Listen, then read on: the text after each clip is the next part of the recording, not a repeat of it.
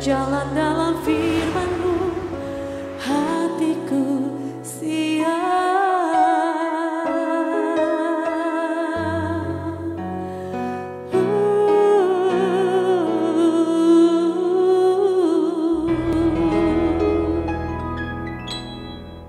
Salam, Lover yang dikasihi oleh Tuhan Yesus, senang boleh kembali berjumpa dengan saudara dalam program Rest and God malam hari ini. Setelah melewati berbagai kesibukan sepanjang hari ini, mungkin ada situasi tertentu yang membuat jiwa saudara menjadi letih lesu, berbeban berat. Apapun situasi yang sedang saudara hadapi, jangan pernah menyerah, sebab Tuhan mengundang kita setiap hari untuk mengalami kelegaan. Tuhan Yesus berkata, "Marilah kepadaku semua yang letih lesu dan berbeban berat, aku akan memberi kelegaan kepadamu." Mari kita responi undangan Tuhan ini dengan iman kita datang kepadanya di dalam doa. Bapa di surga, kami datang kepadamu membawa semua beban berat hidup kami, hal-hal yang membuat kami menjadi letih lesu. Kami sangat percaya dalam hadirat-Mu kami akan mengalami kelegaan. Ada pertolongan, ada jalan keluar, dan kekuatan yang baru yang Tuhan berikan. Bapa, sebelum kami beristirahat, kami rindu mendengar suara-Mu. Mari Engkau berbicara lewat hamba-Mu di dalam nama Tuhan Yesus Kristus. Amin. Seringkali Allah membiarkan umat-Nya yang setia melewati berbagai pencobaan, berbagai penderitaan, dan situasi yang seringkali membuat umat Tuhan ini menjadi bingung. Tetapi kemudian mereka akan mengalami kasih karunia, menikmati belas kasihannya yang luar biasa. Karena mereka tetap bertahan dengan imannya mengikut Tuhan. Saudara-saudara, situasi seperti itu seringkali juga kita alami. Kita akan melihat kebenaran firman Tuhan dari 2 Raja-Raja, pasal 4 ayat 8 sampai 37. Bagaimana orang yang begitu mengasihi Tuhan, percaya Tuhan, ternyata mengalami situasi yang membingungkan, pencobaan yang membingungkan. Padahal di sisi yang lain, dia begitu diberkati oleh Tuhan. Kita akan melihat perikop ini bersama-sama. 2 Raja-Raja pasal 4 ayat 8 sampai 37, kita akan membacanya di ayat yang ke-16. Di situ dikatakan tentang bagaimana seorang perempuan yang diberkati Tuhan luar biasa tetapi tidak punya anak.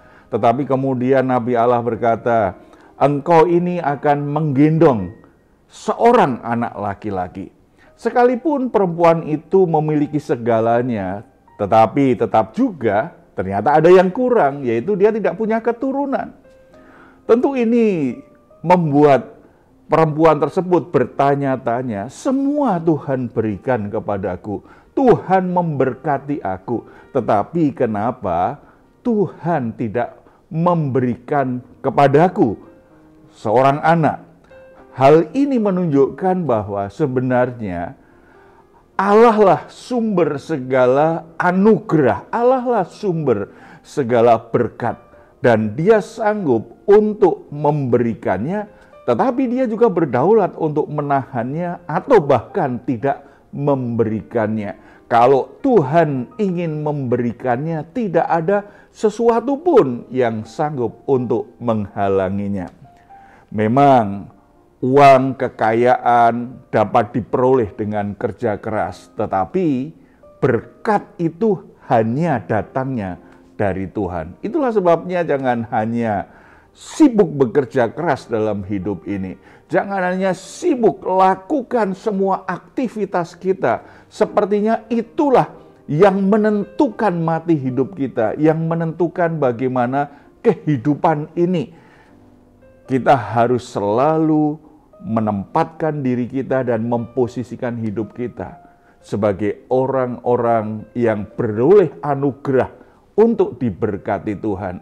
Nah, kalau kita menjadi orang di posisi di mana Tuhan berkenan memberkati kita, maka kerja keras kita akan diberkati, dan apa yang membuat kita bingung menghadapi hidup ini. Ketika ada situasi, ada pencobaan yang membuat kita bingung, kita tetap punya pengharapan dan kepastian. Karena kita ada di posisi di mana Tuhan berkenan memberkati kita. Kemudian yang kedua, ternyata ketika perempuan itu diberkati, Tuhan tetap mengizinkan ia mengalami ujian yang begitu berat. Setelah perempuan itu mendapatkan anak yang sudah lama ditunggu-tunggu, ini kan sebuah keajaiban. Ternyata Tuhan sanggup kalau memang Tuhan mau memberi keturunan. Nah, ketika perempuan itu sudah memiliki anak nih, berarti kan dia begitu sukacita, begitu bahagia. Anak yang dia tunggu-tunggu itu sudah diberikan Tuhan kepadanya. Tetapi ternyata tidak berlangsung lama. Tuhan memberikan kepadanya anak itu sepertinya itu hanya untuk melihat saja. Hal itu tentu menghancurkan hati perempuan tersebut. Coba kita baca ayat 27 sampai 28. Dan sesudah ia sampai ke gunung itu, dipegangnyalah kaki abdi Allah itu, tetapi Gehazi mendekat hendak mengusir dia. Lalu berkatalah abdi Allah, biarkanlah dia. Hatinya pedih, Tuhan menyembunyikan hal ini daripadaku, tidak memberitahukannya kepadaku. Lalu berkatalah perempuan itu, adakah ku minta seorang anak laki-laki daripada tuanku? Bukankah telah kukatakan, jangan aku diberi harapan kosong. Jadi perempuan ini dalam duka citanya kembali mengingatkan kepada abdi Allah itu, aku kan ingin punya anak dan aku tidak ingin diberi pengharapan yang kosong. Tuhan benar-benar memberi dia keturunan, tetapi tidak berapa lama kemudian anak itu mati. Makanya dalam kepedihan hatinya, sepertinya perempuan itu protes kepada abdi Allah. Kenapa ini seperti harapan kosong saja? Aku punya anak sebentar kehilangan. Saudara-saudara, terkadang kita memang tidak mengerti jalan-jalan Tuhan dalam hidup ini. Bukankah sulit dimengerti suatu berkat Tuhan diberikan, tapi ternyata hilang lagi. Sesuatu yang sulit untuk dipahami. Kita berpikir kalau Tuhan memberikannya, kan setelah itu bisa kita nikmati selamanya. Tetapi ternyata tidak selalu demikian. Allah seringkali memberikan kepada kita, lalu kita tidak paham selanjutnya seperti apa. Sepertinya ada yang mengambil dari kita. Memang jalan Allah itu tidak terselami, tidak terpikirkan oleh mata batin kita. Kita hanya bisa tunduk dan taat dan tetap percaya akan kebijaksanaan yang Tuhan berikan kepada kita. Apa yang terjadi kalau itu seizin Tuhan, sesuatu yang baik. Tuhan pasti ingin mengajar kita untuk lebih mengenal Dia, mengajar kita bagaimana hidup sungguh-sungguh bergantung kepadanya dan mempercayai sepenuhnya bahwa anugerah Tuhan itu yang terbaik dalam hidup kita. Ternyata Tuhan tidak sekedar mengizinkan kematian anaknya. Tuhan melakukan sesuatu yang akan memperlihatkan bahwa Dia mampu mengendalikan situasi apapun, pencobaan apapun yang membuat kita sebagai manusia seringkali kebingungan. Di ayat 36, kalau kita baca ayat 36, kemudian Elisa memanggil Gehazi dan berkata, panggillah perempuan Sunem itu. Dipanggilnyalah dia, lalu datanglah ia kepadanya. Maka berkatalah Elisa, angkatlah anakmu ini.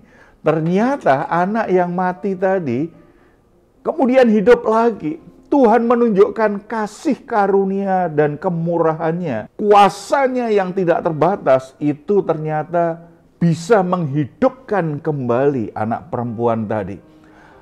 Allah memberikan upah kepada setiap orang percaya atas iman dan kepercayaan mereka kepadanya. Dan situasi-situasi yang tidak terselami akhirnya bisa teratasi, bisa dilewati. Karena Tuhan memang sebenarnya selalu bisa memulihkan apapun keadaan yang sedang terjadi dengan umatnya. Allah tahu apa yang akan diperbuatnya. Oleh sebab itu jangan pernah ragu untuk terus mengikut Dia, untuk terus mempercayai Dia, untuk tetap berserah kepadanya. Walaupun hal itu kadang tidak dapat kita mengerti, membuat kita sangat kebingungan. Tetapi iman kita kepadanya tidak bergantung pada situasi dan kondisi yang tidak terselami, yang tidak bisa kita pahami, tetapi iman kita sepenuhnya bergantung kepada pribadinya yang mengasihi kita, yang tidak pernah berubah, dan kepada firman-Nya yang sungguh-sungguh layak untuk dipercayai. Janji Tuhan itu tidak pernah berubah. Tuhan punya komitmen, Tuhan punya kuasa untuk mewujudkan apa yang pernah Dia katakan. Saudara-saudara, mungkin saat ini saudara mengalami situasi yang tidak terpahami dalam hidupmu. Saudara sudah ikut Tuhan dengan setia, saudara beribadah dengan setia, saudara melayani dengan begitu baik. Tetapi kadangkala situasi hidup yang kita alami itu sangat membingungkan kita. Mengapa ada peristiwa yang membuat hatimu menjadi hancur hati? Mengapa keluargamu terguncangkan, pekerjaanmu terguncangkan, hubunganmu dengan orang-orang tertentu menjadi bermasalah, situasinya sepertinya tidak terkendali, situasinya sungguh-sungguh tidak terpahami. Apapun situasinya, belajar dari kebenaran firman Tuhan ini.